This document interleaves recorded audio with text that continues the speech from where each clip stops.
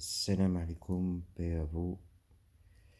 Avant de commencer cette vidéo, j'aimerais parler des faux Mahdi qui vont émerger, des fausses rumeurs que vous entendrez, des faux désignés, des fausses personnes. Je sens qu'on va désigner certaines personnes comme, comme étant, euh, comme étant des personnes bien guidées ou comme étant le Mahdi désigné. Euh, pour être, euh, pour être sincère, je ne crois pas du tout, euh, je ne crois pas du tout qu'il y a un Mahdi euh, sur le net qui s'exprime. Je pense que c'est une personne qui garde le silence et qui est dans l'observation. C'est une petite parenthèse que j'ouvre pour dire et pour prévenir de certaines fausses rumeurs, euh, de certaines personnes qu'on pourrait désigner comme étant comme étant des maladies. Je pense que les choses arriveront brutalement sans que les gens ne s'y attendent.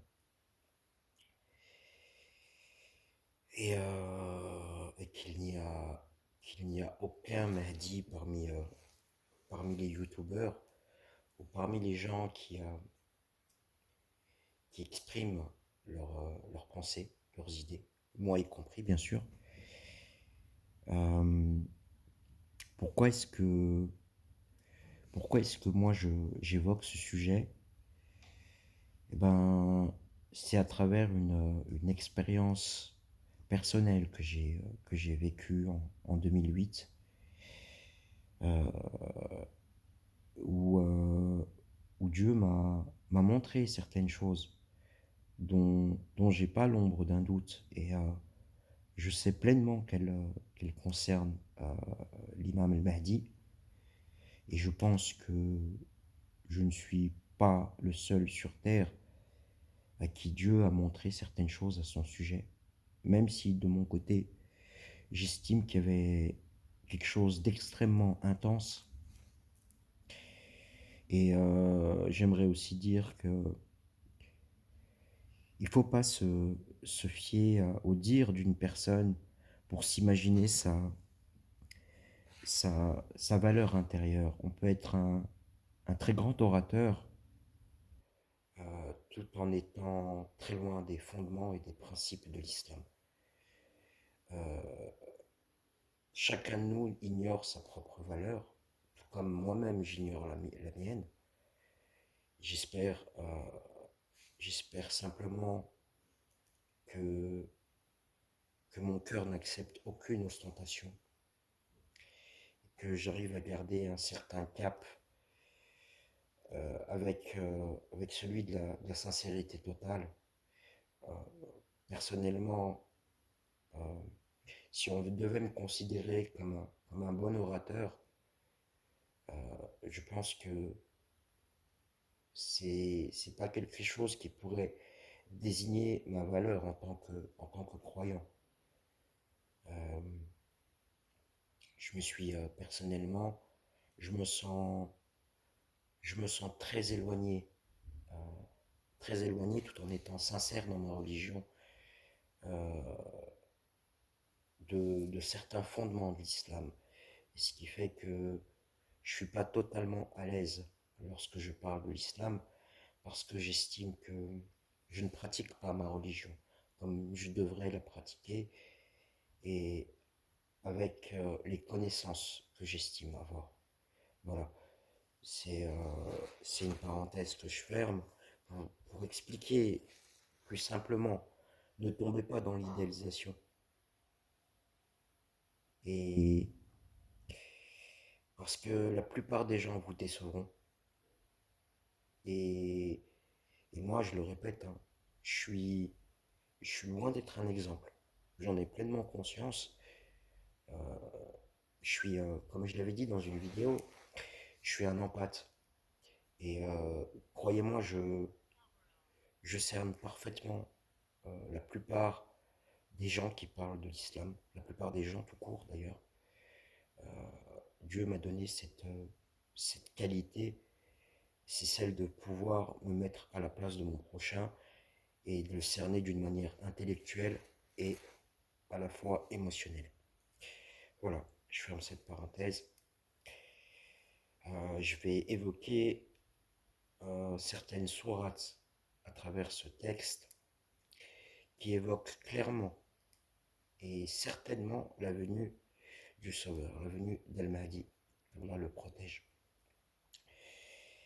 Et je vais tenter d'interpréter et de commenter ces versets coraniques et bibliques et montrer qu'ils sont extrêmement proches les uns et les autres et qu'ils parlent tous les deux de la même personne. Alors, je vais commencer par lire une sourate bien précise qui s'adresse directement au prince des croyants. Au nom d'Allah, le tout miséricordieux, le très miséricordieux. Lorsque vient le secours d'Allah, ainsi que la victoire, et que tu vois entrer les gens en foule dans la religion d'Allah, alors par la louange d'Allah, célèbre la gloire de ton Seigneur et implore son pardon. Cette sourate est la dernière révélée. Et pour les gens doués de réflexion, ce n'est pas une illusion de comprendre que la première et la dernière sourate n'ont pas été révélées ainsi par hasard. La première sourate commence par les versets suivants. Lis au nom de ton Seigneur qui a créé l'homme d'une adhérence. Lis, ton Seigneur est le très noble, qui a enseigné par la plume, a enseigné à l'homme ce qu'il ne savait pas. Ces quelques versets sont les premiers versets révélés par Dieu. Cette sourate est la première révélée au messager de Dieu. On remarque que la première sourate est composée de 19 versets. La première sourate révélée. Et qu'elle est placée parmi les 19e sourates, la 19e sourate classée dans le Coran. Elle contient 19 versets, pardon. Quant à la dernière sourate, qui s'intitule La victoire, elle est la 114e sourate révélée. Et elle a l'emplacement numéro 110 dans le Coran. On peut aussi noter que 114 est également un multiple de 19. On remarque que la première sourate consiste et parle d'un enseignement divin. La dernière sourate évoque une victoire totale de l'islam. Cette victoire totale de l'islam n'a pas encore eu lieu depuis la venue du prophète Mohammed, paix et bénédiction à son âme.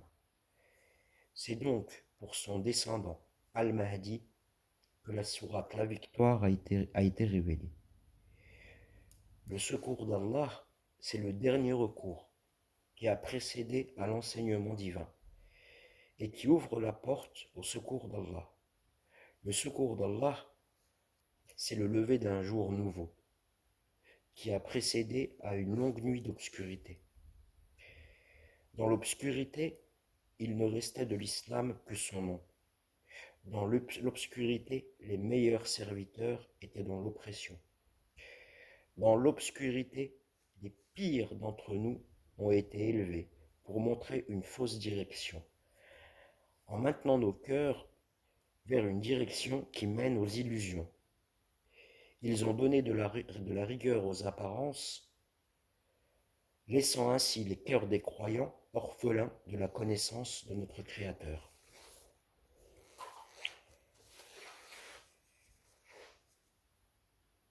Et dans la délivrance, dans la lumière, c'est ainsi que Dieu à évoquer la venue du Sauveur. C'est par ces versets bibliques. À l'heure où le roi Messie viendra, il se tiendra sur le toit du temple et annoncera que, que le temps de la libération est venu. Ceux qui croient et qui sont fidèles à Dieu se réjouiront de la vie qui s'ouvrira devant eux. Ainsi qu'il est écrit, lève-toi et sois éclairé, car ta lumière arrive. Alors garde courage et veille à observer tout ce qui se trouve dans la loi de Moïse. Et surtout, ne dévie jamais d'elle, ni vers la droite, ni vers la gauche. Ne songe qu'à ceci en toute intelligence, c'est que tu dois aimer ton Seigneur de tout ton cœur.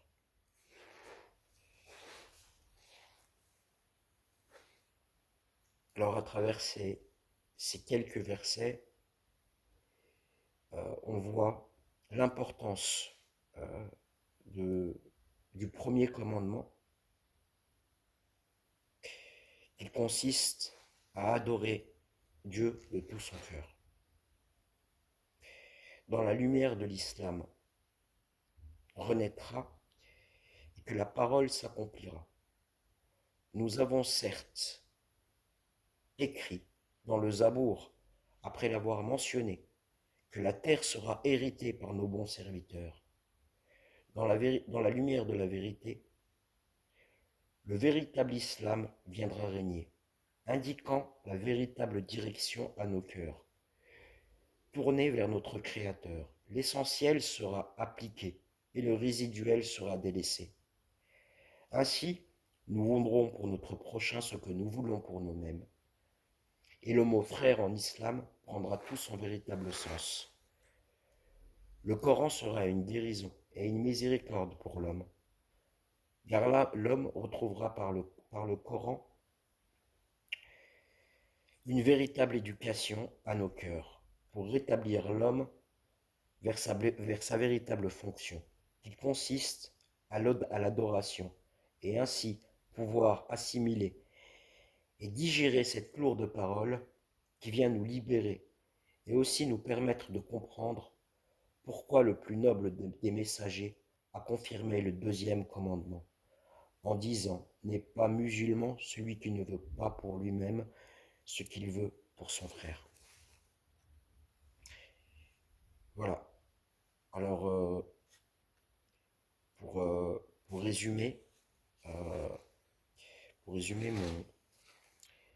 mon texte, je dirais que nous nous sommes, comme l'a dit Jésus au rabbin, nous nous sommes prosternés devant la lettre, nous avons délaissé le cœur du livre. Ce qui veut dire que